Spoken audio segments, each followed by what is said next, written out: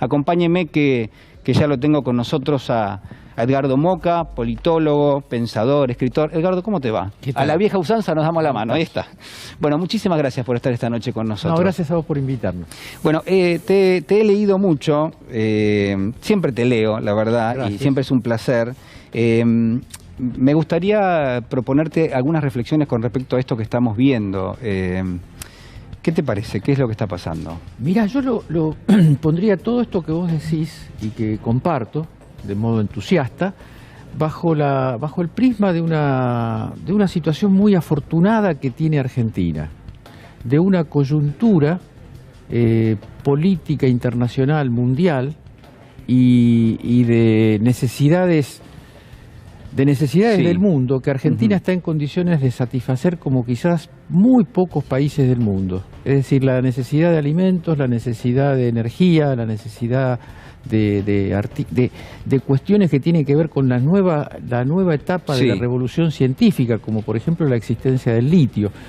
Esto que estoy diciendo está muy en la mira de la potencia colonial que condiciona, que es el punto de referencia de la vida política argentina, de Estados Unidos. Y no es una frase esto, porque cualquiera que lo mira en los diarios, el señor Stanley, dijo, ¿no? Se permite sugerir que se apuren los tiempos, que no se espere a las elecciones, que se construya una gran coalición, o sea, que quiere formar un gobierno antes de que haya elecciones, el embajador de Estados Unidos. Llama la atención.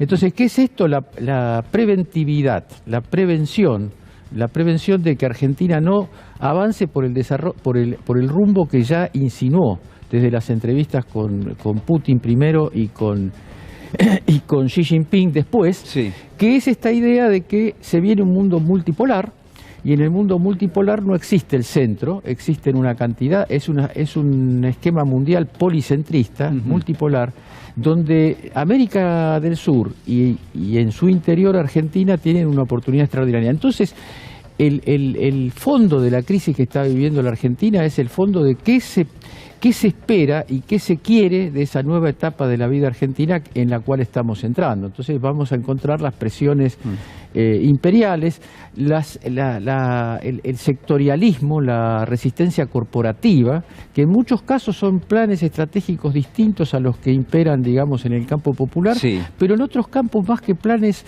estratégicos son resistencias a participar en un proceso de distribución de los recursos, de distribución del excedente, distinto al que ha caracterizado a la Argentina. Por eso estamos ante una situación muy virulenta en el interior de la Argentina. Bueno, eso es lo que yo te iba a mencionar, ¿no?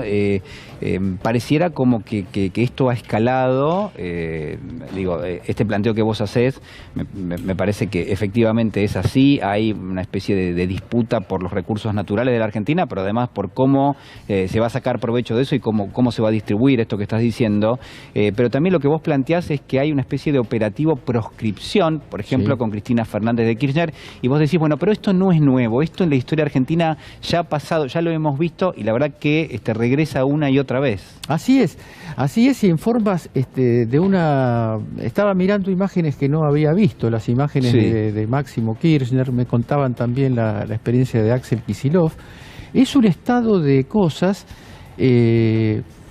las personas de mi generación, cuando vemos estas cosas, las personas que tenemos una experiencia, digamos, política, militante, nos trae las peores memorias, porque esto es la reproducción, se intenta, no quiero decir que se consiga, pero se intenta la reproducción de los meses anteriores al golpe de 1976, el apronte de las fuerzas de las fuerzas corporativas para resistir todos y cada uno de los movimientos que pueda insinuar el gobierno, con una diferencia específica muy importante y muy compleja, que es que a diferencia de aquel momento y a diferencia en general de la historia entre la ley Sáenz Peña y hoy, la derecha tiene partido político y la derecha tiene personajes del mundo de la política como para competir. Es decir, no hay una un recurso Sí. al poder ordenador de los militares, sino que se intenta procesos de desestabilización. Y yo quiero entrar en una cosa que es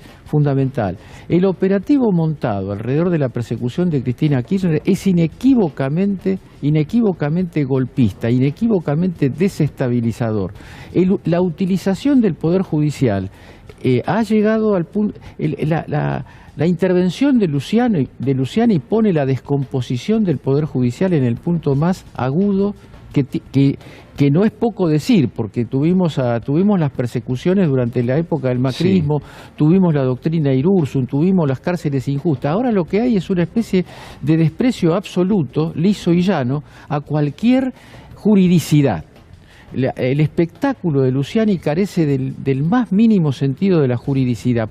Pruebas que se incorporan a último momento, negación de la defensa del involucrado, del acusado, una especie de aparateo, de ficción, que realmente cuando uno lo vuelve a mirar, lo recapitula, dice, pero esto está sucediendo en Argentina, ¿no? Sucede. El Poder Judicial, la descomposición actual del Poder Judicial no se vivió ni siquiera en la época de las dictaduras.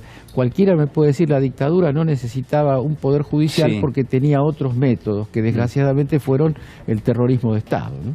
En tu nota, que se llama una vez más el operativo Proscripción, publicada en el Destape, vos haces mención a la historia argentina y decís, bueno, hubo en algún momento un proceso revolucionario uno podría pensar en el sentido más inequívoco de su vinculación con la justicia social, y después hubo una especie de historia que vino detrás que vació un poco de sentido eso, al punto tal de que uno en el colegio, por ejemplo, estudiaba a los revolucionarios, pero no quedaban claro por qué eran revolucionarios, porque los habían vaciado de todo sentido vinculado. Totalmente. ¿Cómo es esta idea? La idea es que a partir... Siempre el enfoque es inevitablemente generacional. Mi generación entró a la escuela primaria, sí, y le enseñaron que desde el punto de vista formal Argentina era una democracia, que había derechos, que había esto, pero al mismo tiempo nos enseñaron que había un virus en la Argentina que había que aventar, que había que expulsar, que era el peronismo. Curiosamente, en toda la etapa, la etapa que va entre el 55 sí, y el 76, la Argentina peronista no pudo ser vulnerada. O sea, se persiguió el peronismo, hubo violencia, hubo José León Suárez, hubo la proscripción desde ya que impedía toda posibilidad legal del peronismo. Pero la Argentina industrializada, la Argentina sindicalizada, la Argentina con conciencia de los derechos, persistió. Y persistió incluso al ataque criminal del terrorismo de Estado. Solamente en los 90, y muy parcial y muy circunstancialmente, sí, se logró el ideal de la derecha es el que se logró en los 90. Un sistema político con un partido A o una coalición A y una coalición B, que cualquiera de esas coaliciones que gana el gobierno en elecciones aplica más o menos la misma política. Entonces, ese es el ideal, por eso la idea de la gran coalición. Si uno rasguña un poco, sí, la gran coalición es esas dos mismas fuerzas que existían en los 90, sí, resituadas, con la ventaja adicional de que ahora hay una derecha que se reconoce como tal, que se reconoce en la tradición conservadora, cosa que ninguno de los partidos políticos de la época que estoy sintetizando, por decirlo hacían, ¿no? Hay vinculado con este tema, por eso me parece importante preguntártelo. Vos decís, Cristina Fernández de Kirchner es un obstáculo para una especie de democracia ideal, y lo pongo entre comillas, ¿no? ¿Cómo es esto de la democracia ideal y por qué Cristina es el obstáculo? Democracia ideal le llamo yo al fenómeno que recorrió el mundo entre fines de los 80 y principios del siglo XXI, sí, que es la posibilidad de un sistema de partidos regido por la llamada alternancia. En la facultad donde yo estudié, donde yo doy clases, la alternancia es el punto de llegada, el punto de superación de las contradicciones. ¿Qué es la alternancia? La alternancia es que los partidos políticos compiten, sí, y en un caso gana un partido o una coalición, en otro caso gana otra coalición, pero hay una suerte de pacto no escrito, de constitución no escrita, que con determinados temas los gobiernos civiles no se meten. Los temas que tiene que resolver el mercado, y cuando se habla del mercado se habla de las clases dominantes del país interrelacionadas con la principal potencia mundial. Esas reglas de juego, esos intereses y esas columnas no pueden ser tocadas. El problema que tuvieron con Néstor Kirchner y con Cristina Kirchner es que esas columnas fueron tocadas. Cualquiera puede decirme, y es cierto, que no se produjo ninguna revolución social, que no se transformaron las relaciones de producción. Eso forma también parte del clima de la época. Ahora, meterse con las AFJP, un mercado ideal para la acumulación de poder financiero. Un mercado cautivo, ¿no? Un mercado cautivo del capital financiero. Eso es ponerse fuera del mapa que está construido. Y hay que construir un nuevo mapa que ya en América Latina, en los primeros años del siglo XXI, se empezó a construir y ahora tiende a volver a hacerse presente. Por eso yo tengo una visión que no es pesimista, porque entre otras cosas, la movilización de estos días, yo estuve en Parque Centenario y después estuve en el barrio donde vive Cristina, y la verdad es que salí fortalecido espiritualmente, porque vi un amor, un respeto, un equilibrio, y vi también cómo llegué un poco después que hubo una corrida y vi a la gente protestar por la corrida. O sea, estaban las dos Argentinas, la Argentina de la Unión, y no quiero dejar de decir algo sobre lo que vos dijiste del acuerdo. El acuerdo político nacional para enfrentar la condición bimonetaria de la Argentina, que es un modo de decir para tener una Argentina independiente, una Argentina que lo que se gana se invierta y se reproduzca el capital en el interior de la Argentina. Eso es una propuesta histórica, no hay que pensar que eso se va a resolver, no parece ser hoy el momento donde ese acuerdo se pueda poner en acción, pero yo estoy seguro de que eso es una especie de luz que se pone sobre la Argentina, porque una Argentina unida, una Argentina sobre la base de ese acuerdo, es una Argentina que se incorpora a América Latina y al mundo de una manera muy, muy exitosa y muy promisoria. Entonces, algunos dicen, bueno, eso es pura verborragia política. No, hay momentos en que plantearse lo que hoy es imposible es empezar a crear las condiciones para que sea posible. Nosotros, hablando en términos maquiavélicos, tenemos fortuna, porque la Argentina tiene hoy, en esta etapa de su proceso, una oportunidad histórica de desarrollo extraordinaria. Y Maquiavelo decía, además de la fortuna tiene que estar la virtud. La virtud es el príncipe que interpreta el mundo y lo transforma para bien de quién, decía Maquiavelo, de los grandes o del pueblo. Y Maquiavelo decía, el príncipe tiene que gobernar para el pueblo. Eso ha convertido a Maquiavelo en el gran monstruo de la ciencia política. Pero si uno lo relee se da cuenta que no es tan así, ¿no? Así es un revolucionario de su época que nos mostraba no solamente ambiciones, sino caminos para llegar a eso. Ayer comentaba, y lo hago nuevamente hoy, un artículo de Jorge Alemán, a quien le mandamos un saludo grande. Gran amigo. Que decía... un poco lo que dice Jorge es, bueno, la demanda del pueblo para su líder, entendiendo la demanda de aquellos que en este momento le están manifestando su cariño a Cristina y la defienden de estos ataques, no es siempre la misma. No es la misma esta demanda con Cristina que aquella que tuvo en algún momento hace 15 o 20 años, ¿no? Cristina puede transformarse nuevamente en ese referente que va a canalizar todas esas demandas que no son las mismas que tuvimos hace 15 o 20 años, es decir, ¿puede transformar ese liderazgo en otra cosa en este momento? Yo creo que puede alcanzar un nivel de liderazgo, más allá de las funciones, no quiero meterme en las elecciones y todo eso porque es embarrar un poco la cancha, pero la función dirigente se enriquece paradójicamente por la construcción del Frente de Todos. Por esto que para algunas personas allegadas, votantes del Frente de Todos, están con cierto sentido de la frustración, con cierto sentido del fracaso.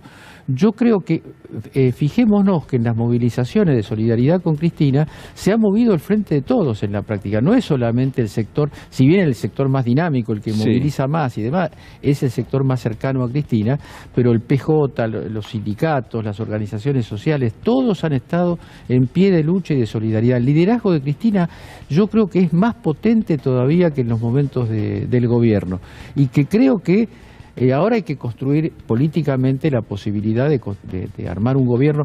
pensando en que un triunfo de la derecha en las próximas elecciones sería un retroceso muy grave, en una instancia justamente, como decíamos antes, de una gran oportunidad. Sería ceder esta gran oportunidad histórica que tenemos a los caprichos coloniales, y eso lo podemos evitar, y la figura central de esa búsqueda es Cristina. ¿Te preocupa que, bueno, que por supuesto todo momento histórico siempre es distinto de aquel que lo precedió? ¿Te preocupa que la Argentina ha atravesado y está en este momento bastante débil en cuestiones que son centrales, como puede ser lo económico, lo financiero, que muchas veces se transmite rápidamente a lo social?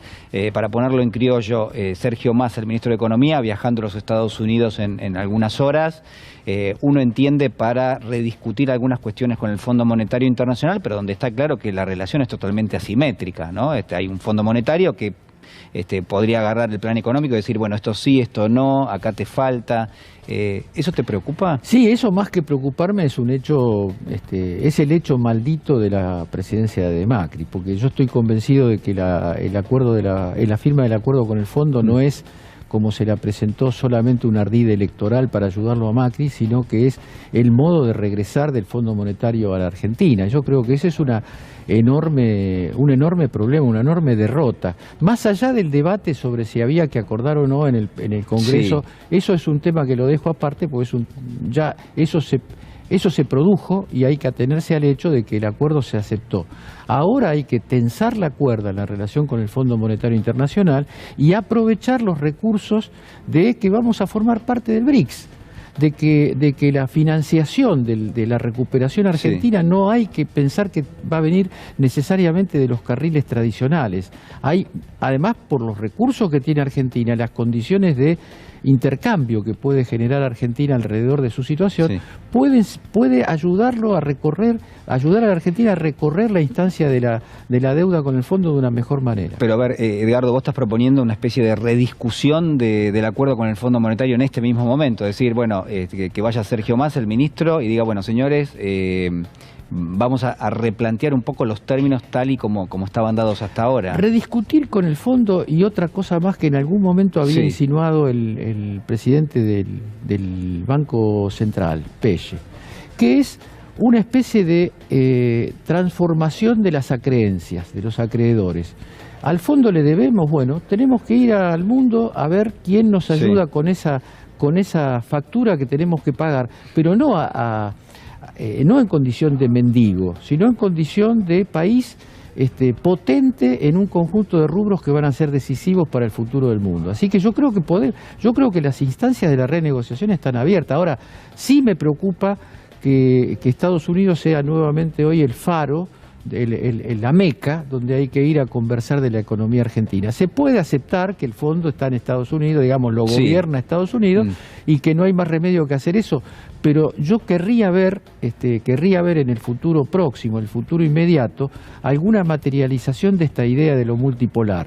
Quiero explorar, quiero pensar que la relación con China, la relación con la India, la relación con Sudáfrica, con Rusia, puede ser una materia de diversificar las posibilidades de solución del problema argentino. Insisto, no en condiciones mendicantes, sino en condiciones de país que tiene potencial en un conjunto de rubros que el mundo necesita. Bueno, lo que me queda de la charla, me quedan muchas cosas, por supuesto, pero digo, siempre me gusta subrayar algo, ¿no? Lo que vos proponés son salidas que se ubican por afuera de lo que uno puede ver que está en la mesa de discusión. Totalmente. Y eso es muy interesante porque digo, no estamos acostumbrados a eso. Pero están afuera relativamente. No, sí, por supuesto. Porque insisto, esto que yo dije no es un invento febril mío, sino que está puesto por el presidente del Banco Central. Después no sé qué pasó con esa propuesta. No, pero uno puede entender que va por ese lado. Pero quiero decir que eso está abierto, que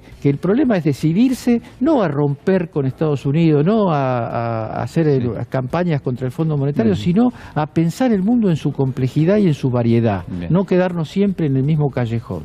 Edgardo, muchísimas gracias por estar con nosotros. Gracias a vos por invitarme. Ha sido muy amable, muchísimas gracias.